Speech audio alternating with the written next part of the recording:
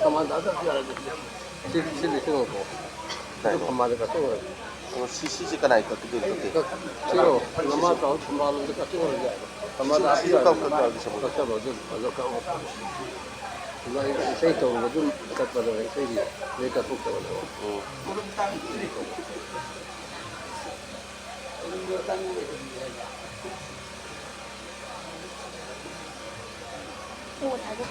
세달로 필요하니까 오케이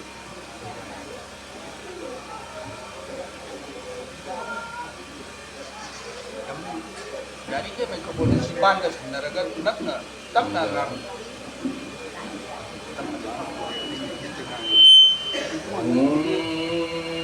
시르마 꿀모 코코코엔 포 차른 사타 이모야 그는 생각해 봐. 나시 그냥 M 삼으로 거기 보고래나 만들어서 그거 따기기가 잠동하게 가지고 나시 들리바 ahal sundi kumla sundi ba lai sundi ba sundi mai don chen apok tagi 망가 할 lain silida 그리 leng na lebi dana sila ti bisin kulung imakhanda ay bo samodi naksabiyam naksabiyam dan sibo ko microphone ni si ni dani hilang no mokoy gi kulung kushu 그런 자리 이거 런던 치고 번디가 아이디 페리쇼 그 버디나 세제 아두고 아한 넘먹다 아이나 농아이 잡디 거기에 너고 거기 거기 또래가 거기 사사를 듣고 시 방한디 아유기인가 이런 분이 농무가 조금 mangarap modi mukhoy ninjeri ba mapudugi nangkero sabat kapsida sudung spondone ekoi habum maspo kham imanga amuk shibhaw ga ikudi kun mangamdre tamdongni ekoi nimi thabase yengbe yengdaba ikhaw da paisa khara hapaga masi sando hokdradi mangani na kanjabani masai thogore ne takri bidasu lainun se kaya nusibabino bumana may pagmajati maki pumapamlamdam magi maki lainung laison puno makase asumna mana ning bismaina manipuri lengagon moy mirek sina ekoi lon musi birmaba ekoi purpose musi birmaba ngasi sigi bibamda ekoi choile masini aduna ngasi apopa maru mar habishi kalai no ngasi ai imo waduna isa no pa aduna puraga mahaki macha amadi mate manao inta makhani re mahaki mayamba machi manao udre masi nataba apopa habishi kalai no ai ahal lama oire ai imo wamala e imo waduna mana haidiga mune bashi nahaki no pani nahaki nanamani nahaki nache nahaki nachani nahaki nataini ahan sina bar ka dogni mawishna su ai hai ba posakto loin mo ko hen ga do adu nasi indiri be sina option ahan man sing chi su ai hai bu ko ira bani nasi samna chi su ai hai bu ko ira bani ai ha nasi su imai don sing chi oira bane ai khoigi ai ha bu wakal se khoi thadok draba adu ri apopa mar ha bu do khoi oira ne masi ne ba aduna apopa mar pasi ri kari mal le tar ga di kanana no landare se ai kheren tabam pona phamne kanana no ai lai ni chat shimmer shi kanana no to ai ha bu si choider le ga do ni adu lai yo thibna ngasi ye koi na thibu da mai ti ha du di mang re na nje ngasi mau ma la kum matam da mau dun matai da mako khumasi ma ne ba khang re ma ki yo ba tongan ba ma chapre ai ha ba apun ma ki ba khanje pura thadok ki ba aduna ai ha ba atongan ba wakhal la se lai ta di ai koi apun ma du ni koi maru ai se ado ayak chu ngasi dagi de kangjare aina perigumba namjabo matanda masigi ꯆꯥꯎꯈꯠ ꯊꯧꯔꯝꯒꯤꯗꯃꯛꯇ ꯇꯧꯔꯤꯁꯦ ꯑꯩꯁꯨ ꯑꯉꯝꯕ ꯂꯩꯖꯗ꯭ꯔꯕꯁꯨ ꯊꯥꯒꯤ ꯑꯣꯏꯔꯣ ꯑꯗꯨꯒ ꯊꯕꯛ ꯑꯅꯤ ꯑꯍꯨꯝꯒꯤ ꯑꯣꯏꯔꯣ ꯑꯩ ꯑꯗꯨꯝ ꯀꯠꯆꯒꯅꯤ ꯇꯁꯦꯡꯅ ꯃꯁꯤꯒꯤ ꯃꯄꯨꯜ ꯑꯁꯤꯃꯛꯅ ꯉꯁꯤ ꯑꯩꯈꯣꯏ ꯂꯤꯡꯕꯅꯤ ꯅꯠꯇ꯭ꯔꯒꯗꯤ ꯑꯩꯈꯣꯏ ꯑꯣꯏꯔꯔꯣꯏ ꯑꯗꯨꯒ ꯏꯃꯥ ꯏꯗꯣꯟꯁꯤꯡꯅ ꯉꯁꯥꯏ ꯏꯁꯩ ꯁꯛꯄꯤꯕꯗ ꯌꯥꯝ ꯅꯨꯡꯁꯤꯌꯦ ꯑꯩꯈꯣꯏ ꯅꯣꯛꯄꯗ ꯀꯦꯁꯦꯠꯇꯣ ꯑꯃꯨꯛꯇ ꯊꯥꯗꯣꯛꯑꯣꯅ ꯇꯧꯕꯅꯤ ꯃꯔꯝꯗꯤ ꯃꯁꯤꯗꯤ ꯄꯥꯁꯣꯛ ꯁꯛꯄ ꯍꯥꯏꯇꯥꯔꯦ ꯃꯣꯏꯒꯤꯗ ꯏꯇꯛ ꯏꯔꯥꯡꯗ ꯉꯪꯕꯗꯨ ꯅꯠꯇꯦꯕ ꯑꯩꯈꯣꯏꯒꯤꯗꯤ ꯀꯣꯔꯇꯥꯟ ꯌꯥꯎꯗ꯭ꯔꯁꯨ ꯈꯨꯠꯅ ꯇꯧꯔꯒ ꯊꯃꯣꯏꯗꯒꯤ ꯊꯣꯛꯄ ꯈꯣꯟꯊꯣꯛ ꯑꯣꯏꯍꯟꯒꯗꯧꯕꯅꯦꯕ ꯃꯥꯒꯤ ꯁꯥꯔꯤꯒ ꯃꯄꯥ ꯇꯧꯊꯣꯛꯄꯤꯌꯣꯕ ꯌꯥꯝ ꯅꯨꯡꯁꯤꯌꯦ ꯑꯩ ꯉꯁꯥꯏ ꯂꯧꯍꯟꯅꯤꯡꯕꯅꯦ ꯁꯛꯈꯤ ꯑꯗꯨꯒ ꯏꯆꯥꯅꯨꯄꯤ ꯑꯅꯤꯗꯨꯅ ꯏꯁꯨꯊꯣꯏꯕꯤ ꯑꯅꯤꯗꯨꯅ ꯁꯛꯈꯤꯕ ꯏꯁꯩꯗꯨꯁꯨ ꯀꯅꯥꯒꯨꯝꯕ ꯏꯃꯥ ꯏꯟꯗꯣꯜ ꯑꯃꯅ ꯏꯕ ꯇꯣꯉꯥꯟꯕꯅꯦꯕ ꯈꯨꯔꯨꯝꯖꯩ ꯑꯄꯣꯛꯄ ꯂꯥꯏꯅꯤꯡꯊꯧ ꯌꯥꯏꯐꯕ ꯑꯁꯤ ꯍꯦꯛ ꯂꯥꯛꯄꯗ ꯑꯩꯅ ꯈꯜꯂꯦꯕ ꯑꯣ ꯉꯁꯤꯗꯤ ꯑꯩꯈꯣꯏꯒꯤ ꯂꯝꯗꯥ ꯊꯥꯕꯨꯡꯒ ꯃꯔꯤ ꯂꯩꯅ ꯁꯛꯂꯦꯗꯅ ꯈꯜꯂꯨꯔꯒ ꯏꯁꯩꯁꯤ ꯂꯩꯈ꯭ꯔꯦꯕ ꯁꯦꯝꯗꯣꯛꯈ꯭ꯔꯦꯕ ꯃꯁꯤ ꯀꯔꯤꯅꯣꯕ ꯑꯗꯨ ꯂꯝꯗꯥ ꯊꯥꯕꯨꯡꯒꯤ ꯅꯨꯡꯂꯣꯜ ꯑꯁꯦ ꯑꯗꯨꯛꯀꯤ ꯃꯇꯤꯛ ꯐꯖꯕ ꯅꯨꯡꯂꯣꯜꯅꯦꯕ ꯂꯝꯗꯥ ꯍꯥꯏꯕꯗꯤ ꯀꯔꯤꯅꯣ ꯑꯩ ꯈꯣꯟ ꯈꯔꯗꯤ ꯆꯥꯎꯔꯞ ꯁꯨꯝ ꯅꯍꯥ ꯑꯣꯏꯔꯤꯉꯩꯗ ꯑꯩꯁꯤꯗꯤ ꯃꯌꯥꯝꯅ ꯉꯥꯛꯄꯤꯌꯨꯀꯣ ꯂꯝꯗꯥ ꯊꯥꯕꯨꯡ ꯍꯥꯏꯕꯁꯦ ꯌꯦꯡꯕꯤꯌꯨ ꯑꯩꯈꯣꯏ ꯀꯔꯤꯗꯒꯤ ꯍꯧꯏ ꯁꯖꯤꯕꯨꯗꯒꯤ ꯍꯧꯏ ꯁꯖꯤꯕꯨ ꯀꯥꯂꯦꯟ ꯏꯉꯥ ꯏꯉꯦꯟ ꯊꯧꯋꯥꯜ ꯂꯥꯡꯕꯟ ꯃꯦꯔꯥ ꯍꯤꯌꯥꯡꯒꯩ ꯄꯣꯏꯅꯨ ꯋꯥꯛꯆꯤꯡ ꯐꯥꯏꯔꯦ ꯂꯝꯇꯥ ꯂꯝꯇꯥ ꯍꯥꯏꯕꯗꯤ ꯃꯄꯨꯡ ꯐꯥꯕ ꯍꯥꯏꯕꯅꯦꯕ ꯃꯄꯨꯡ ꯐꯥꯕꯗꯨꯕꯨ ꯂꯝꯇꯥ ꯍꯥꯏꯕꯅꯦꯕ ꯍꯥꯏꯕꯗꯤ ꯑꯩꯈꯣꯏꯅ ꯍꯋꯥꯏ ꯃꯔꯨ ꯑꯃꯈꯛ ꯃꯄꯨꯡ ꯐꯥꯔꯦ ꯃꯍꯥꯛꯁꯦ ꯍꯩꯖꯤꯡ ꯐꯥꯔꯦ ꯃꯍꯥꯛ ꯑꯁꯤ ꯂꯝꯇꯥꯅꯤ ꯑꯗꯨꯒ ꯎꯔꯤ ꯎꯄꯥꯜ ꯑꯃꯅ ꯃꯄꯨꯡ ꯐꯥꯔꯛꯇꯅ ꯉꯁꯤ ꯍꯩꯅꯧ ꯑꯁꯤꯅ ꯃꯄꯥꯟ ꯁꯥꯔꯤꯁꯦ ꯎꯔꯤ ꯎꯄꯥꯜꯒꯤ ꯅꯥꯅꯨꯡꯁꯨ ꯍꯨꯜꯂꯦ ꯍꯥꯏꯕꯁꯤ ꯌꯥꯝ ꯅꯨꯡꯁꯤꯕ ꯁꯤꯒꯨꯝꯕ ꯍꯧꯔꯛꯄꯒꯤ ꯁ꯭ꯇꯦꯖ ꯑꯁꯤꯗꯩꯗ ꯑꯩꯈꯣꯏꯅ ꯃꯗꯨꯕꯨ ꯆꯦꯛꯁꯤꯟꯗꯅ ꯇꯤꯟ ꯀꯥꯡ ꯇꯥꯗꯅꯕ ꯑꯩꯈꯣꯏꯅ ꯌꯥꯏꯐꯕ ꯄꯨꯟꯁꯤ ꯑꯃ ꯑꯣꯏꯅꯕꯒꯤꯗꯃꯛꯇ ꯇꯧꯔꯛꯄꯅꯤ ꯑꯗꯨꯅ ꯊꯥꯡꯖ ꯑꯍꯥꯟꯕ ꯄꯥꯟꯕ ꯑꯩꯈꯣꯏ ꯁꯒꯣꯏ ꯈꯪꯅꯔꯤꯗꯅ ꯑꯅꯤꯁꯨꯕꯁꯨ ꯈꯪꯅꯔꯤꯗꯅ ꯌꯥꯝ ꯅꯨꯡꯁꯤꯕ ꯄꯣꯠꯁꯛꯅꯤ ꯑꯗꯨꯅ ꯈꯣꯏꯔꯨꯝꯖꯩ ꯑꯄꯣꯛꯄ ꯂꯥꯏꯅꯤꯡꯊꯧ ꯌꯥꯏꯐꯕ ꯅꯣꯡꯅ ꯇꯧꯅ ꯇꯦꯡꯕꯥꯟꯕ ꯑꯣꯏꯔꯤꯕ ꯂꯝꯗꯥ ꯊꯥ ꯑꯣꯏꯕꯅ ꯈꯥꯔꯝ ꯂꯥꯏ ꯐꯥꯎꯔꯒꯦ ꯎꯔꯤꯒꯤ ꯎꯄꯥꯏꯅꯤꯅ ꯂꯩꯔꯦ ꯃꯄꯨꯒꯤ ꯌꯥꯊꯪꯅ ꯂꯩꯔꯥꯡꯁꯨ ꯁꯥꯠꯈ꯭ꯔꯦ ꯂꯩꯔꯥꯡꯒꯤ ꯃꯌꯨꯝꯒꯤ ꯅꯥꯎꯐꯝ ꯑꯣꯏꯈ꯭ꯔꯦ ꯌꯦꯡꯕꯤꯌꯨ ꯂꯝꯗꯥ ꯊꯥ ꯑꯣꯏꯔꯛꯄꯅ ꯃꯥꯅ ꯃꯄꯨꯡ ꯐꯥꯔꯦ ꯑꯗꯨꯕꯨ ꯀꯅꯥꯒꯨꯝꯕ ꯑꯃꯅ ꯌꯦꯡꯅꯤꯡ ꯍꯥꯏꯌꯦꯕ ꯌꯦꯡꯅꯤꯡꯒꯤ ꯄꯥꯝꯕꯤꯗꯨꯅ ꯃꯔꯨꯗꯒꯤ ꯄꯣꯈꯥꯏꯔꯛꯄꯗ ꯂꯩꯉꯣꯟ ꯁꯛꯀꯥꯏꯔꯛꯄꯗꯨꯕꯨ ꯌꯦꯡ ꯍꯥꯏꯕꯅꯦꯕ ꯑꯗꯨꯒ ꯃꯗꯨꯅ ꯃꯄꯨꯡ ꯐꯥꯔꯀꯥꯟꯗ ꯈꯔꯝ ꯂꯥꯏ ꯑꯁꯤ ꯐꯥꯎꯔꯒ ꯆꯗꯥꯡꯗ ꯁꯟꯗꯣꯛꯅꯕꯒꯤ ꯃꯥꯒꯤ ꯌꯦꯡꯅꯧ ꯑꯗꯨꯕꯨꯅꯦꯕ ꯌꯥꯝ ꯅꯨꯡꯁꯤꯕ ꯄꯣꯠꯅꯦꯕ ꯂꯥꯏꯅꯤꯡꯒꯟꯅ ꯏꯔꯝꯃꯤꯁꯦ ꯌꯥꯝ ꯋꯥꯡꯕ ꯄꯣꯠꯅꯦ ꯑꯩꯈꯣꯏ ꯀꯅꯥꯒꯨꯝꯕ ꯑꯃꯇꯅ ꯂꯥꯏꯅꯤꯡꯒꯟꯕꯨ ꯂꯥꯏ ꯅꯠꯇꯦ ꯍꯥꯏꯕꯗꯤ ꯌꯥꯔꯣꯏ ꯃꯁꯤꯅꯤ ꯑꯗꯨꯒ ꯃꯁꯤꯒ ꯌꯥꯝ ꯃꯔꯤ ꯂꯩꯅꯕ ꯑꯗꯨꯒ ꯀꯧꯔꯣꯟꯕ ꯏꯄꯥ ꯏꯄꯨꯒꯤ ꯃꯌꯥꯏꯗ ꯀꯣꯏꯅ ꯂꯩꯗꯨꯅ ꯂꯩꯔꯤꯕ ꯃꯥꯂꯦꯝ ꯏꯃꯥꯒꯤ ꯈꯣꯡꯆꯠ ꯑꯁꯤꯁꯨ ꯃꯄꯨꯡ ꯐꯥꯔꯒ ꯑꯅꯧꯕ ꯈꯣꯡꯆꯠ ꯑꯃꯃꯨꯛ ꯂꯥꯛꯄ ꯑꯗꯨꯒꯨꯝꯕ ꯌꯥꯝꯅ ꯃꯔꯨ ꯑꯣꯏꯕ ꯄꯣꯠꯁꯛ ꯑꯃꯅꯦꯕ ꯑꯗꯨꯕꯨ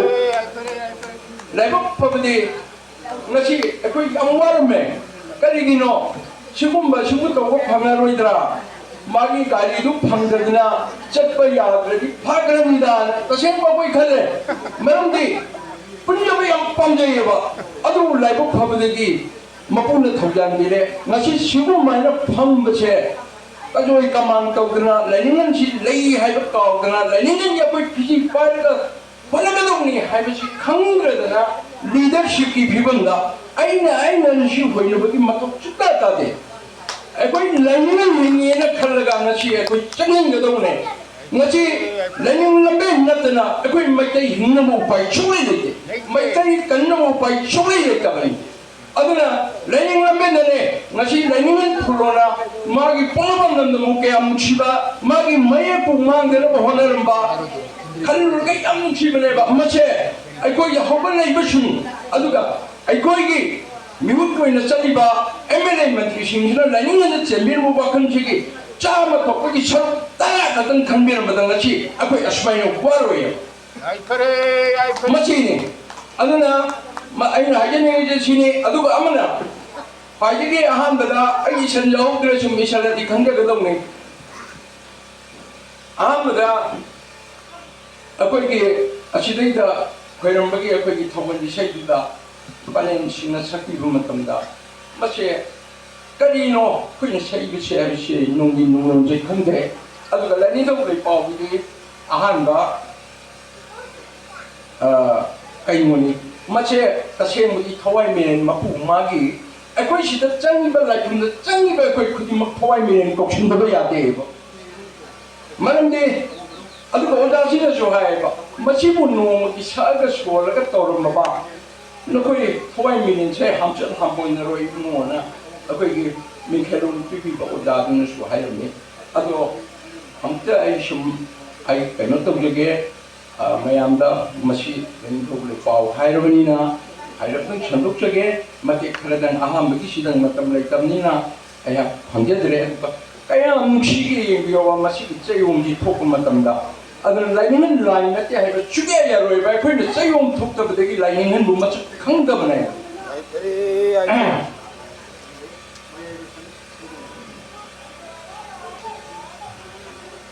ꯀꯔꯤꯒꯨꯝꯕꯗ ꯃꯁꯤ ꯌꯥꯎꯗ꯭ꯔꯒꯗꯤ ꯍꯦꯛ ꯁꯨꯝ ꯉꯥꯡꯈꯤꯕꯗꯒꯤ ꯐꯔꯛ ꯆꯠꯈꯤꯅꯦꯅ ꯑꯩ ꯐꯣꯡꯗꯣꯛꯆꯕꯅꯤꯀꯣ ꯂꯥꯏꯔꯤꯛꯁꯦ ꯃꯌꯥꯝꯅ ꯉꯥꯛꯄꯤꯌꯨ ꯁꯤꯗꯕ ꯃꯄꯨ ꯏꯕꯨꯡꯉꯣ ꯃꯄꯣꯛ ꯂꯩꯇꯕꯒꯤ ꯁꯥꯒꯩꯅꯤ ꯐꯆꯠ ꯆꯠꯇꯕꯒꯤ ꯃꯌꯣꯟꯅꯤ ꯃꯩ ꯏꯁꯤꯡ ꯅꯨꯡꯁꯤꯠꯀꯤ ꯂꯩꯕꯥꯛ ꯑꯇꯤꯌꯥ ꯃꯉꯥꯒꯤ ꯃꯄꯨꯡ ꯑꯣꯏꯕ ꯂꯨꯅꯤ ꯃꯍꯤꯒꯤ ꯃꯍꯤꯒꯤ ꯃꯁꯤꯗ ꯃꯄꯨ ꯉꯥꯛꯀꯤ ꯇꯁꯦꯡꯕꯗꯤ ꯄꯣꯛꯄ ꯂꯩꯇꯕꯅꯤ ꯁꯤꯕꯁꯨ ꯂꯩꯇꯕ ꯑꯗꯨꯝ ꯃꯇꯝ ꯄꯨꯝꯅꯃꯛꯀꯤ ꯂꯦꯡꯗꯅ ꯑꯗꯨꯝ ꯂꯩꯔꯒꯗꯕ ꯑꯗꯨꯒ ꯉꯁꯤ ꯑꯩꯈꯣꯏꯒꯤ ꯌꯥꯏꯕꯤ ꯊꯋꯥꯏ ꯑꯣꯏꯔꯤꯕ ꯃꯩ ꯏꯁꯤꯡ ꯅꯨꯡꯁꯤꯠ ꯂꯩꯕꯥꯛ ꯑꯇꯤꯌꯥ ꯍꯥꯏꯅ ꯑꯣꯏꯔꯤꯕ ꯃꯉꯥꯁꯤꯒꯤ ꯃꯄꯨꯡ ꯑꯣꯏꯕ ꯂꯤꯛꯂꯨ ꯑꯗꯨꯕꯨꯅꯦꯕ ꯃꯍꯥꯛꯁꯤ ꯂꯩꯇ꯭ꯔꯒꯗꯤ ꯉꯁꯤ ꯃꯩ ꯂꯩꯔꯔꯣꯏ ꯏꯁꯤꯡ ꯂꯩꯔꯔꯣꯏ ꯅꯨꯡꯁꯤꯠ ꯂꯩꯔꯔꯣꯏ ꯄꯨꯝꯅꯃꯛ ꯑꯃꯠꯇ ꯂꯩꯔꯔꯣꯏ ꯍꯥꯏꯕꯅꯦꯕ ꯃꯍꯤꯒꯤꯗꯤ ꯃꯍꯤꯔꯦꯅꯤ ꯉꯁꯤ 이싱 야우들을 까리노 아빠이 짝 통에 이싱 기 몰래 합장 한목과 짬토에 이싱 알람 코랑 떡도래 이싱 야우들을 아빠이 힘을 낼때 이싱 남대가 이싱 내나 또 이번에 이싱 이게 나 또 이번에 이게나 아니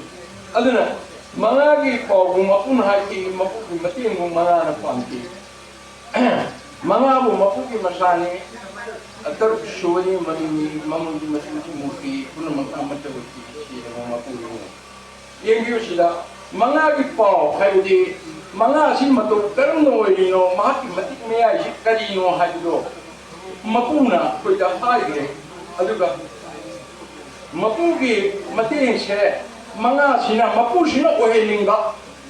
लेयु सालनगे हाइरो नोम तानगे हाइरो इकन मुथोनगे हाइरो महाक्ननेबा सिलिसे मैगी चिन पोखाइनगे हाइरो महाक्न चिन हाक्तनि अदुना मंगासे मपू मागी मसाने नची मई सिंग नुचित लेबाक अतिंगा हने लेसे मपू मागी मसाने हाइदे मसी लेनिंगने सिदे इबिरमबनिको अदु इतारगिदि आइना थुइबे नुमिचिजु मपू मानेबा मंगोंदा आइना कोरोन विपासा खैरम जब फंगने वफम लेतेबा अदुगा नची सिसाइबा मयासिजु मपू माने इसिंजु मपू महा ओइदोरी नुचिजु मपू महा ओइदोरी मपू मागी मसानेबा अगर खुदांग असिदा कांग चिप मतमदा अइमोंदा चिपनेबा खुदांग सिदा नतेबा असुमना मसीबुनि मान हाइबिसे अदना मई सिंग छिलेबा गतिया मंगा से अतोप नते मपू मागी मसानी हाइले अदुदि येंबियो अखोनि नुमित मई कटपा यारी ब्राबा इसिंग कटपा यारी ब्राबा सिमकने अइगे कंचनिको मयाम खनबियोबा नसाइगे लेनिंगने ताकबिरोमेबा इसिंग सुमांगे मई सुमांगे नुचित सुमांगे नुमित सुमांगे हाय अदो इतारबुजी मचादा मचाने इखुदु कटपा तारगदि मपु मई मसावयदना मचादुदा अइना कटपा तारगदि करिनोबा नो मदु नलमद्रेबा लैमा कट इखुइना कटपा मतमदा लैसिदे माकी मरुमा चंगीबा मरु चंगीबा माकी अहिंबा ओइरिबने महि मनुदा याउरिबा मचिगी मनु नसिदैदा थवाई हाइबदो कना लोइरि लनिंगो इबुना महाना इपुरोइबुना पोको महाना नसाइगे इंगारेन दि शकम लोलेरगा मतंग मतंग लावन तोरगा थवाई हाइबा पोसक्ति याउरिबने मतंगदुदा लैदुदा इपुरोइबने याउरिबि ꯑꯩꯈꯣꯏꯅ ꯃꯌꯥꯁꯤ ꯆꯨꯈꯠꯄ ꯃꯇꯝꯗ ꯃꯄꯨꯁꯦ ꯂꯥꯛꯑꯕꯅꯦꯕ ꯃꯌꯥꯗꯨꯗꯅꯦꯕ ꯃꯄꯨ ꯃꯥꯅ ꯀꯥꯏꯗꯣꯛꯐꯝ ꯑꯣꯏꯗꯣꯔꯤꯁꯦ ꯌꯦꯡꯕꯤꯌꯨ ꯒꯥꯔꯤ ꯑꯍꯟꯕ ꯑꯃ ꯂꯩꯕ ꯃꯇꯝꯗ ꯖꯤꯞ ꯑꯣꯏꯔꯣ ꯀꯥꯔ ꯑꯣꯏꯔꯣ ꯍꯧꯖꯤꯛ ꯈꯪꯕꯤꯔꯝꯒꯅꯤ ꯑꯌꯨꯛ ꯉꯟꯇꯥꯁꯤꯗ ꯇꯞꯅ ꯇꯧꯔꯒ ꯊꯝꯕ ꯃꯇꯝꯗ ꯃꯅꯤꯡꯗꯒꯤ ꯁꯥꯏꯂꯦꯟꯁꯔꯗꯒꯤ ꯏꯁꯤꯡ ꯑꯁꯦꯡꯕꯁꯤ ꯇꯣꯞ ꯇꯣꯞ ꯇꯥꯕꯅꯤ ꯑꯗꯨ ꯑꯣꯏꯔꯗꯤ ꯃꯩ ꯊꯥꯕ ꯃꯇꯝꯗ ꯃꯩꯁꯤꯕꯨ ꯆꯥꯛꯄ ꯃꯇꯝꯗ 이신 야오래 제 거의 강해요 말레니 마비를 열었나 아티야 한번 시줄래 되나 아드나 아시부가 아티야 한바 아시줄래 아드디 뿔래니 뿔래니 뭐 뽕마 시래 봐 아드나 그냥 라이트 오마다 보마담다 마이라시 깔라봐 아이고 뽕마 시 레이레는 칼라가 하이비닝 바 하이비야 브라하나이 탄제 로마나 망아부 마부기 마사니 하이리고 마시네 아이나 하게로시 아두가 아버이게 매크로 마시나 까리노 마시데 사이즈나 하이비네 매크로끼리 아버이게 블랙 아이노마 갖고다 와칸라치다 아버이게 안는 마하 조리바 떠오리듯이 아버이 내추럴리 아버이게 마시데 마탁치데다 아버이게 레이리 아이고다 아이고는 민나 우다바 아이고는 이 우다바 사진에 딜레이는 폭토 붙어봐 아동노 포착해서 매크로치 떠고 맞담다 마치 아이고는 매크로지 보고 맞담다 마치 마음에 아도나 매라 매크로치 아이고는 같이 있지 챙바지 마치 떠고 해야 돼봐 하다가 이 빈마야 하다가 마야 뭐가 마치 까도로 저로 마차 만에나 아이 그래 이마신 거위르누 이마신 거위르누 mana hai aduna taru aduna manga si mapugi masani taru chuba hai si masa bodi ne ha aduka bodi lagi thoi ba mami du ne ba handa ekki taru chuba na hai bi ado kuna sina amatta o ina lei ne ba koi khamne ba mami yu ba tai ngai koi ne aduka mapu ma ne mashin mapu ma ki masa wai ba mai ishin si le ba atiya bana si ne kunna koi 뿔리빈에 해보시 아쿠이나 감제대에다 마치네가 과이딩이 라이브 티리시 아도 마시군이 마미미 마치 오니에다 대금 판 마치메이다 마쿠기 마치 풍네테 망하기 미야이 부도기 아빠는 마치네 보니 수금은 상브레니 이거 마쿠기네 마미네 마치 온다 해버리 아야바시나 아빠는 시 타도바 이샤기 까람도 호되게니 이샤시고 살아야 시오르드레니 나들이 이샤시고 기안다 되네 아드나 조금 마ям 아이 깔끔 미호 마ям 파도가 라이트라바 이샤지나 아무고 샤고로에라바 아무고 샤고로에라 마부 마네 가이롱 마부 마담마드다 아동모 마샤르다 마부 마치나 아고이기 마기 마추고도 아파 푸투오프나 강는지 마추오시 까이노 마틱메야 유구니 아이고이나 레이기 마틱메야 하이타르게 레이기 만남 하게니 macu makati pola makati mata kira angobra singbra amubra haiba mak equina maci khangdaba yadi ba aduna mapugi macu khangti haiba macu haibadi matik meya june ba ajigumba katoba ma katoba angobu sabol werba ma aduna di mapugi matik meya yese fatuna khangdi aduna mangagi meya tudoki apana macu le thoni apana macu chi kaino apana chi kaino numi 다 타와미자 말레이 마이베마 무지 아빠한테네바 마치기 마추 하이디 바틱 메야이 아두네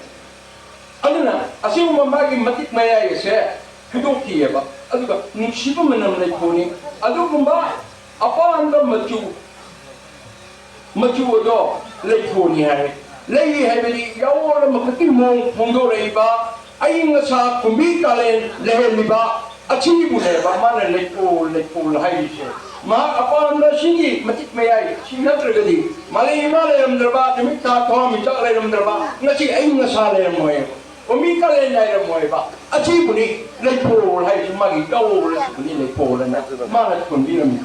아두가 누치고만 참브레이 알벨 레포로도 임만ун가 레이바 치리바 두분이 누치바지 만ун가 레이바 마기 에젝티 마기 만ун가 마기 퀄리티 manungga leiba mai mabullo do le pollution leiba adu kani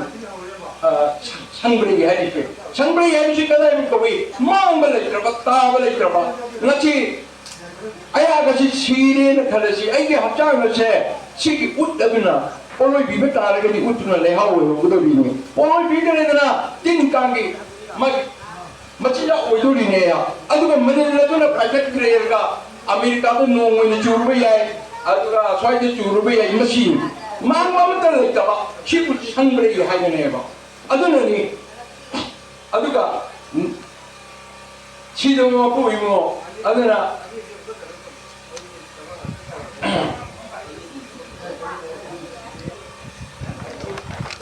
아들아 망나기 빵은 마포기 빵은 망나니 까나나 풀기로 까나나 아하나로 까나나 머두로 까나나 마사로 마포기 운탕거리 마포기 운탕거리 시도 보고 영비요 마포의 시가 마포시 망나기 망나시 마포기 마사 포디군이 합장군이 하기래요 아두에 이만한 뭔가 잘해요 망나시 어디서 이게 마리 마테나시 마포는 빠래 망나시 마포는 제 마포 아니 이제 단어를 줄여야 돼요 마포에 그래 망나래 보이더니 망나래 그래 마포를 보이더니 여기 까나나 하는 까나나 머두로 까나나 마사로 해봐 아들 이제 한대끼 아버지는 mấy sinh để bác thì là hai vợ mang chỉ cần bác phụ chỉ cả thằng là bây giờ là âm khắc không âm khắc ôi rồi mà chỉ này mà mang là hai đồng gì anh là mang là tiền là cái mà ni ama cái mà sao hôm nay to lấy bác body cái sinh là sẽ miếng cái liên đi phải về quay xe mang là sinh là phun mà này và anh cũng 가봉을 생산할 때 있고 phun là bây giờ rồi và anh ama cái mà sao sẽ ama hai bác có sao sẽ 그리노 하비다 먹방기 사룩 레이래 마히기 사룩 레이래 그다음에 자동기 사룩에 마히 먹방 아두가 목숨 만일 위는 파이티도리네 만인기 사룩 잠깐 먹음주 오이도리네 마총 온통 비도리네 바페나 하잉 다이봉기 하르바 마담도 숨이 시 오이가더라나 아니나 나라이나 숨이 한접니 아두나 그런데 아들아, 뭐좀 사건 레이니 레이니 애기 좀 보고 미네 통나니 아들아 마 해놨더나 아또 아무데 레이니 까디시니 레이까 하더니 사리를 레이시부디 있나대 아이나 사 시부네가 레이볼 오리지 아까 시대가 후좀이 잉이비세 아좀더 오픈레이션 하는 거네 이런 낭나 아두가 제 머리에 보면 되지 뭐 용나 사는 거니 아시군바 아시군이 마나 레이레카 리싱니 하비시 아두나 kai lector 파오니 다이봉미네 칸나니 시도고 우이고 아두나 아시야 마포 마이 마팅 마야지 타르고 마퉁다 아쿠이네 kai 하리 오렌 콤바토이가 오렌 타코니 티바 유투르네 랭웨이 하리 오렌 타오리 하리 사지마 소랑한 니 카바미야 자인디네 시도고 마포 우이고 원하나 오렌 콤바토이가 예미오 차나오면 그러고 부터 포크니 맞아 mana poi ma masase atopa ma pi himda lanena mamma thakke hairoi akhangba mana masudaiga injal laga o sida leine ne nanga lam kunagi khona guna ma gi sida yi ijai ne ba man matra mine de ude electric wire ji sai ba electricity taraj da pairo de kui chingoi taraj mi sibe aba du ma mai ngala ngamba energy du yauri ha yo mine de ude asum mapu ma ase sakudana ekwita takpiri bene ba ngasidi mitjungda isadu kamdo ai ngasidi wakan yang ngai te kana kai dor ba tu asini paulen khomba tu ba paulen ta tu thi ba che adani puroina le moi haire tawru ne tawru haire soji ma som langan ni phaba mara chai minu chi do ma pi no na chu to be ka hayum ma hatana sidai do pi do da thambi ye do ba asumna thammo hai agoi bum ai bum ni taron pi do pauda dana ma che ai thade 다들 야들이 막 아이오는 숨을 뭐야 썰어 라이는 기세 아두는 마치 아까 라면 신나버라는 칼래 아까나 아무다 라이봉지다 상마 맞담다 아까 아숨나 쇼원 맞담다 아까 맞담 온 맞다 거의 토와이는 복신 복신이 아두가 거의 오시는 것이다 아이 탕에 하려면 어쨌든 아이게 오다시나 딱 보여거든요 아두고 아까 짜리고 타이면서 주 아이코이 마포 마오다 카트레 아동 마포 마오다 따가 짝게 ꯑꯩꯈꯣꯏ ꯆꯥꯗ꯭ꯔꯦ ꯃꯁꯤ ꯂꯥꯏꯕꯛ ꯈ꯭ꯋꯥꯏꯗꯒꯤ ꯊꯤꯕꯅꯤ ꯑꯟꯗ꯭ꯔꯣꯗꯒꯗꯤ ꯑꯉꯥꯡ ꯄꯤꯛꯈ꯭ꯔꯕꯐꯥꯎꯗ ꯆꯥꯛꯇ ꯊꯥꯗꯣꯛꯑꯒ ꯃꯄꯨ ꯃꯉꯣꯟꯗ ꯀꯜꯂꯒ ꯆꯥꯏ ꯑꯩꯈꯣই ꯃꯄꯨ ꯃꯉꯣꯟꯗ ꯇꯥꯒ ꯆꯥꯕꯁꯦ ꯑꯩꯈꯣꯏ ꯇꯝꯁꯤ ꯑꯗꯨꯒ ꯑꯩꯈꯣꯏꯒꯤ ꯍꯧꯖꯤꯛ ꯂꯩꯔꯤꯕ ꯑꯍꯜ ꯑꯃ ꯑꯣꯏꯅ ꯂꯩꯕꯗ ꯑꯩ ꯀꯌꯥꯝ ꯅꯨꯡꯁꯤꯖꯩ ꯄꯨꯛꯅꯤꯡꯗ ꯑꯣ ꯍꯥꯏꯗꯅ ꯏꯕꯨꯡꯉꯣꯗꯨꯅ ꯕꯕ ꯆꯪꯁꯤꯜꯂꯒ ꯁꯤꯗꯩꯗ ꯐꯩꯖꯣꯝ ꯁꯦꯠꯂꯒ ꯇꯧꯔꯤ ꯃꯍꯥꯛꯅꯕꯨ ꯍꯌꯦꯡ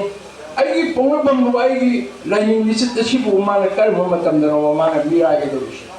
ꯃꯁꯤꯅꯦꯕ ꯃꯁꯤꯃꯥꯏꯅ ꯑꯩꯈꯣꯏꯗ ꯇꯝꯕꯤꯒꯗꯧꯕ ꯑꯗꯨꯒ ꯑꯍꯟꯁꯤꯡꯁꯤꯅ ꯀꯔꯤꯒꯨꯝꯕꯗ ꯇꯣꯉꯥꯟ ꯆꯥꯒꯦꯔꯥ ꯄꯨꯟꯅ ꯆꯥꯒꯦꯔꯥ ꯅꯇꯩꯅꯦ ꯅꯪꯅ ꯍꯪꯒꯠ ꯉꯥꯡꯉꯤꯗꯣ ꯀꯔꯤꯅꯣ ꯅꯃꯥ ꯑꯩ ꯂꯩꯅꯦ ꯅꯄꯥ ꯑꯩ ꯂꯩꯅꯦꯅ ꯅꯇꯩꯁꯤ ꯅꯪꯒꯤ ꯑꯗꯨꯅꯤꯅꯦ ꯍꯩ ꯅꯪꯁꯨ ꯅꯪꯒꯤ ꯅꯅꯥꯎ ꯅꯨꯄꯤꯅꯤꯅꯦ ꯅꯪꯒꯤ ꯅꯅꯥꯎꯅꯤꯅꯦ ꯑꯩ ꯂꯩꯔꯤꯁꯤꯗꯤ ꯌꯥꯔꯣꯏ ꯇꯣ ꯁꯤꯒꯤ ꯑꯄꯨꯟꯕꯁꯦ ꯄꯣꯛꯄ ꯁꯨꯃꯥꯏꯅ ꯁꯤꯒꯤ ꯂꯤꯄꯨꯟꯁꯤꯕꯨ ꯑꯄꯣꯛꯄ ꯃꯔꯨꯞ ꯍꯥꯏꯒꯗꯧꯔꯤꯕꯅꯦꯕ ꯑꯩꯅ ꯑꯩꯒꯤ ꯑꯗꯨꯅ ꯉꯁꯤ ꯑꯩꯅ ꯍꯥꯏꯖꯅꯤꯡꯉꯦ ꯑꯩꯈꯣꯏ ꯑꯄꯣꯛꯄ ꯃꯔꯨꯞꯇ ꯁꯦꯟ ꯆꯥꯎꯈꯠꯍꯟꯕ ꯍꯥꯏꯕꯁꯤ ꯁꯤꯗꯤ ꯑꯔꯩ ꯑꯔꯩꯕ ꯃꯤꯅ ꯇꯨꯡꯍꯟꯕꯅꯤ ꯑꯗꯨꯝ ꯅꯠꯇꯕ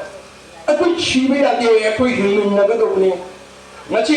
ꯑꯩꯅ ꯀꯔꯤꯒꯨꯝꯕꯗ ꯑꯗꯣꯝꯕꯨ ꯃꯇꯦꯡ ꯄꯥꯡꯖꯕ ꯉꯝꯃꯕ ꯑꯩꯅ ꯑꯗꯨꯝ ꯄꯥꯡꯖꯒꯦ ꯍꯤꯡꯅꯕꯒꯤ ꯂꯝꯕꯦꯟꯗ ꯑꯩꯕꯨꯁꯨ ꯉꯝꯕ ꯂꯩꯔꯒꯗꯤ ꯑꯩ ꯑꯋꯥꯕ ꯃꯇꯝꯗ ꯄꯥꯡꯕꯤꯌꯨ ꯑꯩꯒꯤ ꯑꯄꯣꯛꯄꯅꯤ ꯑꯩꯒꯤ ꯑꯄꯣꯛꯄ ꯐꯨꯔꯨꯝꯅꯤ ꯃꯆꯥ ꯍꯦꯟꯕ ꯌꯥꯔꯣꯏ ꯃꯥ ꯂꯩꯈꯥ ꯇꯥꯕ ꯌꯥꯔꯣꯏ ꯃꯥꯗꯤ ꯄꯤꯌꯨꯒꯤ ꯑꯣꯏꯅ ꯂꯩꯕ ꯌꯥꯔꯣꯏ ꯍꯥꯏꯕ ꯋꯥꯈꯜ ꯑꯁꯤꯗꯩꯗ ꯑꯩꯈꯣꯏ ꯂꯩꯒꯗꯧꯕꯅꯤ ꯑꯗꯨ ꯑꯣꯏꯔꯗꯤ ꯑꯄꯣꯛꯄ ꯃꯔꯨꯞ ꯍꯥꯏꯕꯗꯨ ꯑꯣꯏꯔꯦꯕ ꯃꯁꯤꯅꯤ ꯑꯗꯨꯅ ꯑꯄꯣꯛꯄ ꯃꯔꯨꯞ ꯍꯥꯏꯕꯗꯨꯅꯤ ꯉꯁꯤ ꯑꯃꯈꯛꯇꯪ ꯑꯩ ꯍꯥꯏꯖꯒꯦ ꯄꯟꯖꯕꯗꯤ ꯅꯠꯇꯦ ꯀꯨꯀꯤꯡꯅ ꯅꯥꯒꯥꯅ ꯃꯩꯇꯩ ꯗ꯭ꯔꯥꯏꯚꯔꯁꯤꯡꯗꯒꯤ ꯄꯩꯁꯥꯁꯦ ꯆꯍꯤꯒꯤ ꯑꯣꯏꯅ ꯂꯧꯋꯦꯕ ꯒꯥꯔꯤ ꯃꯍꯥꯖꯣꯟꯗꯒꯤ ꯑꯗꯨꯒ ꯃꯣꯏꯗꯤ ꯀꯔꯤꯝꯐꯥꯎ ꯇꯧꯔꯝꯗꯦꯕ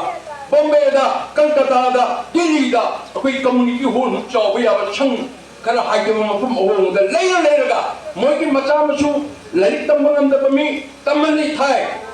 ꯃꯥꯅ ꯄꯨꯊꯣꯛꯀꯗꯣꯏꯁꯦ ꯑꯣꯟꯂꯤ ꯆꯥꯅꯕ ꯈꯛꯇ ꯃꯤꯡꯖꯟ ꯁꯦꯟꯒ ꯂꯥꯏꯔꯤꯛ ꯂꯩꯅꯕ ꯈꯛꯇꯨꯗ ꯚꯔꯥꯒꯗꯨꯗ ꯂꯣꯏꯔꯦ ꯃꯗꯨꯒꯤ ꯄ꯭ꯔꯣꯕ꯭ꯂꯦꯝ ꯂꯩꯇꯦ ꯌꯦꯡꯕꯤꯌꯨ ꯃꯣꯏꯒꯤꯗꯤ ꯁꯦꯟꯁꯤ ꯈꯥꯏꯔꯒ ꯃꯣꯏꯒꯤ ꯇꯧꯏ ꯑꯩꯈꯣꯏꯁꯨ ꯑꯄꯣꯛꯄ ꯃꯔꯨꯞꯅ ꯉꯁꯤ ꯉꯝꯃꯒꯗꯤ ꯑꯩꯈꯣꯏ ꯄꯨꯊꯣꯛꯅꯔꯦꯔꯒ ꯑꯩꯈꯣꯏ ꯂꯩꯕꯥꯛꯀꯤ ꯋꯥꯔꯛꯄ ꯃꯇꯝꯗ ꯑꯩꯈꯣꯏꯒꯤ ꯏꯆꯨꯄꯤ ꯁꯦꯠꯄꯁꯤꯡꯒꯤ ꯃꯔꯛꯇ ꯇꯧꯗꯣꯟ ꯐꯤꯗꯣꯔꯕ ꯑꯩꯈꯣꯏꯅ ꯃꯥꯕꯨ ꯁꯦꯝꯐꯝ ꯊꯣꯛꯑꯦꯕ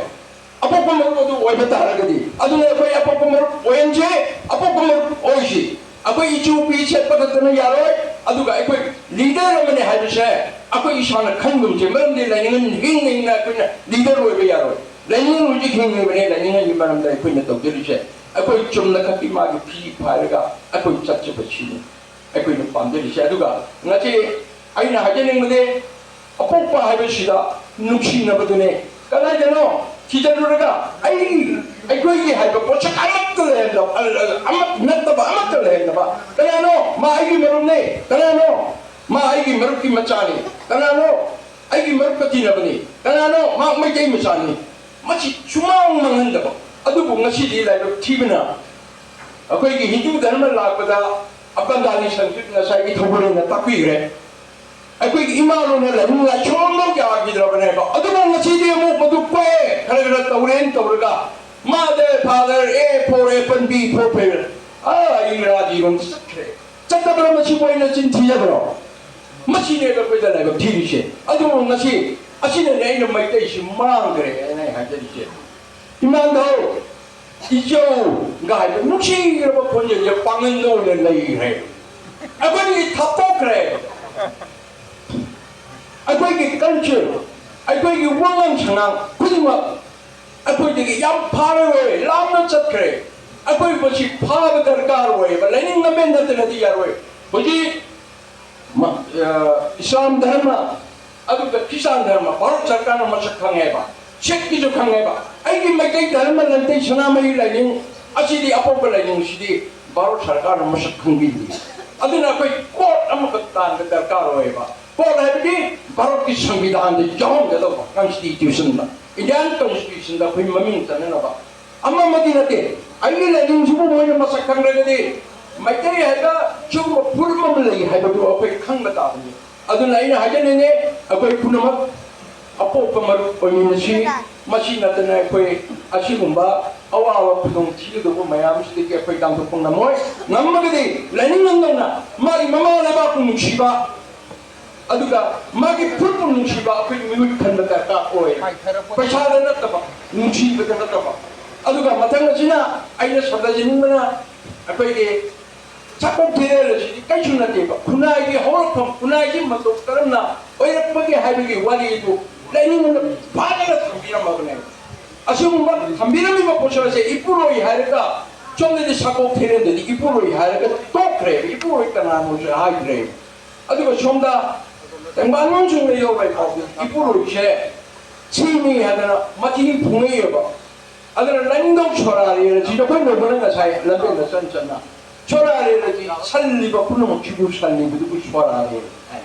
ye hadidi taibang chibu channa bi da makta ipuroi bona mana langdong chorari achibu imale min chido bi chibu mana putok jabane mana sallan jabane 지금은 뭐야 뭐시기 빨리 우리 matang 라코시디 라닝도 그래 보도 있는 산도에 야비 더와이나까지노 아두가 이쁘로 있는 까나노 라닝도 까나노 그 좀 티가르가 나시 라닝도 까리기가 못다 마판도 빼야라 마 야비 더와이는 판도가 보대 마디 they are our show 아그 더와이네 봐 마티아 그 더와이니 더와이만은 마판 탁장리 마판 탁들이 감독니 아두가 더와이를 따라 이제 탐이 찬동가 찬물라가 통아마 그래이 마이 맘임시 마두기 찬도레이네 봐 아두나 마나 찬도끼리네 양누시버 보네 아두가 와리들 양누시버 와리 레이 라닝동나 가리문마다 이부도 박항거나 까리 판방시 모르다 마나 똥을 따라 가다니도 나고 따라거지 더와이에 둘레이 모조리요 아두가 파만 볼베다 라닝동 갔다 우리거지 좀나까지 마나 셔메지버 따이번 것에 마추 마법이 빨리 마리를 로이 이파리를 로이 아두고 아마도디 마디에 보는 데기 담다라 나부를 뽑으니까 아두나 나사기 파발라지 방나고 하나를 거다 마나 떠오릅니다 분명히 시대이다 아야 따봉 근도 공남만이 마마하면 마빠하면 마사부 깨암 치기에서 것이 이비도 박한 민마땅 아니듯 강해 야는 만 차진 나버네 마기에 생도 강하나봐 마나 차나봐 마기 분명히 나왔더니 마시니 아도 마시니 마카타 마시니 아도 이게 해 거의 너무나 사고 필요니 마땅 지기 여러시노 아도 다시 봐 아이나 나시 이마 이거 하려는 거지 이샤이 토건 막다 똑따르 좀 이렇게 삭비요 아두가 빠져 삭버든나 한전년 삭비라봐 말인데 이마 지금나 삭비는 이미 이샤이도 분내나봐 하비디 빠졌나이노 하비디 담마맘내기 담마맘마 좀 땅나 판들고 막다는 시간 맞지 맞지 때로 신비다봐 마뽕판 마치 고바랍 동는 너비니고 하제리샤 아두가 탐모이 되기가 사이 삭버도 마이너스 삭비바 마시니 아코이디 알랑카 하이베스타에 뭐 이노 나이가 이탁이랑 했대 아코이디 꽤아 눈치져 그래 아두나 마치 그냥 하제니는 거디 마치 지금바 아코이디 마야 요시노신 신비니 것에 사실 뭐 거기 라이프를 잡네 뭐가 이런 막 이랑 접대 저 그러시노 하더나 아두고 마punna saamne koi ngasi chida punno ngeni she koi parabane aduga koi mete ngam manamda pan dukan da chengga kotha parne khatabani sha kotha chijne lebne pannan chingde nang ki amam maduga khanen ne mana kai do mangar to gembi o mina kheneri she aduna koi she yam darbada akoi apo ko maru ko minasi akoi koshi kanana khangde adugu aigi ichu pi shelaga rainin ge piji pairaga pendaba ai themege ba mami ge paroi long banga angang chi sei ni pu mangam kyu egani mang pi bawa adugu mana tholaga bor shena bana puchari ba lambe la du desu mana thalaga udugi heto adu mabadu khanare 마빠도 렘드레도 어떻게 목숨 까이나 떨어버시다 까이나 지금 미리들이 물러가 많아 까이나기 부담 빠지고 있어 낭나이기 애만이 부담 빠졌다 할거지 낭게 내내 똥투래 지금까지는 이쪽이 쉐다가 마시고가 리셋 나가바시기 근데 나때는데 밴데 원룸만 오시면 까리고만도 탱가르게 되고 이게 아빠는 막 부르시나 아빠 마이용을 봐도 돼 ꯑꯩꯈꯣꯏꯗ ꯃꯁꯤ ꯌꯥꯝꯅ ꯅꯨꯡꯉꯥꯏꯇꯕ ꯑꯩꯈꯣꯏꯗ ꯍꯧꯖꯤꯛ ꯇꯧꯔꯤꯁꯤ ꯏꯅꯥꯎꯅꯨꯄꯤꯗꯨ ꯆꯠꯂꯦ ꯏꯅꯥꯎꯅꯨꯄꯤꯗꯨꯅ ꯃꯀꯣꯛ ꯈꯨꯝꯗ꯭ꯔꯁꯨ ꯇꯧꯔꯤꯁꯤ ꯍꯥꯏꯔꯒ ꯑꯩꯈꯣꯏꯗꯤ ꯊꯩꯗꯣꯛꯑ ꯆꯠꯆꯕꯅꯤ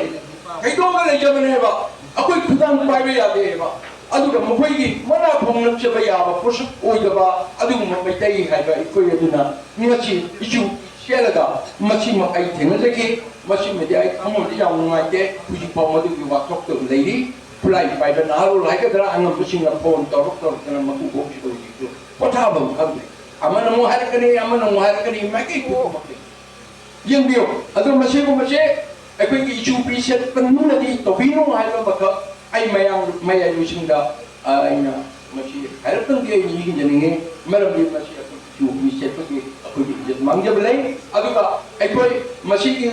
ꯁꯪꯂꯦꯟ ꯑꯁꯤꯕꯨ ꯍꯤꯡꯒꯠꯅꯕ ꯍꯣꯠꯅꯕꯗ ꯉꯁꯤ ꯋꯥꯕꯤꯔꯤꯕ ꯊꯧꯕꯨꯔꯦꯜ ꯑꯃꯗꯤ ꯃꯁꯤꯕꯨ ꯁꯤꯟꯕꯤꯔꯤꯕ ꯃꯌꯥꯝꯁꯤꯡ ꯑꯁꯤꯅ ꯉꯁꯤ ꯁꯦꯡꯍꯥꯏ ꯈꯔ ꯇꯧꯅ ꯇꯨꯀꯠꯆꯔꯤꯕꯁꯦ ꯑꯩꯁꯨ ꯑꯉꯝꯕ ꯃꯇꯝꯗ ꯑꯩ ꯑꯉꯝꯕ ꯃꯇꯦꯡ ꯑꯗꯨꯝ ꯄꯥꯡꯖꯒꯦ ꯂꯣꯏꯅꯅ ꯍꯤꯡꯅꯕ ꯂꯝꯕꯦꯟꯗꯁꯨ ꯑꯩꯈꯣꯏ ꯄꯨꯟꯅ ꯃꯇꯦꯡ ꯄꯥꯡꯃꯤꯟꯅꯗꯅ ꯑꯃꯒ ꯑꯩꯈꯣꯏ ꯑꯄꯨꯟꯕ ꯍꯥꯏꯕꯗꯨ ꯇꯁꯦꯡꯅ ꯑꯃꯨꯛ ꯑꯣꯏꯍꯟꯕꯤꯕ ꯃꯁꯤꯃꯛ ꯑꯩꯍꯥꯛ ꯄꯥꯝꯖꯩ ꯑꯗꯨ ꯉꯁꯤ ꯑꯩ ꯍꯥꯏꯖꯔꯒ ꯑꯩ ꯉꯁꯤ ꯑꯩ ꯏꯄꯨꯗꯨ ꯈꯣꯏꯔꯝꯖꯔꯒ ꯑꯩ ꯃꯌꯥꯝꯕꯨ ꯈꯣꯏꯔꯝꯖꯔꯒꯦ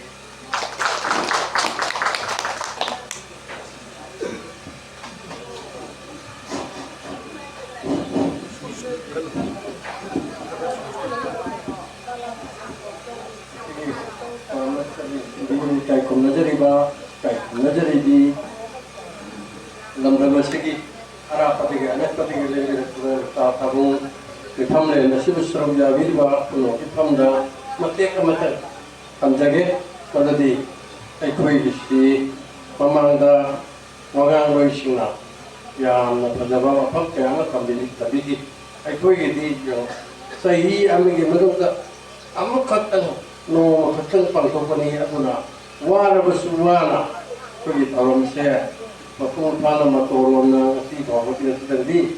ꯈꯪꯃꯤꯟꯅꯁꯤ ꯑꯋꯥꯕ ꯑꯔꯥꯝ ꯈꯧꯔꯥꯡꯕ ꯄꯨꯝꯅꯃꯛ ꯈꯪꯃꯤꯟꯅꯔꯒ ꯊꯧꯔꯝꯁꯤ ꯊꯧꯗꯣꯛ ꯂꯧꯃꯤꯟꯅꯁꯤ ꯍꯥꯏꯗꯅ ꯄꯥꯏ ꯇꯔꯥꯗ ꯊꯝꯖꯔꯤ ꯑꯩꯈꯣꯏꯒꯤ ꯋꯥꯉꯥꯡꯂꯣꯏꯁꯤ ꯂꯣꯏꯁꯤꯜꯂꯛꯄ ꯐꯥꯎꯗ 2-3 ꯈꯛꯇ ꯃꯉꯥꯏꯔꯦ ꯑꯗꯨꯐꯥꯎꯗꯤ ꯈꯪꯃꯤꯟꯅꯔꯁꯤ ꯍꯥꯏꯗꯅ ꯄꯥꯏ ꯇꯔꯥꯗ ꯋꯥꯐꯝ ꯑꯁꯤꯃꯇꯪ ꯊꯝꯖꯔꯤ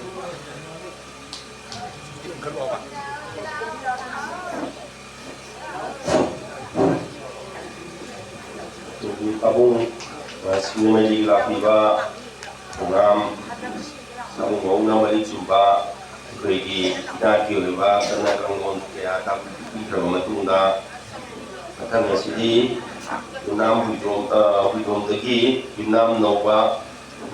ꯅꯨꯄꯤꯅ ꯑꯩꯈꯣꯏꯒꯤ ꯑꯕꯣꯛꯄꯨꯊꯤ ꯃꯆꯥ ꯃꯅꯥꯏꯁꯤꯡ ꯑꯃꯗꯤ ꯆꯠꯅ ꯀꯥꯡꯂꯣꯟꯁꯤꯡ ꯈꯔ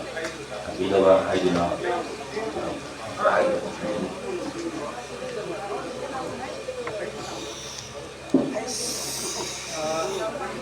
Hey.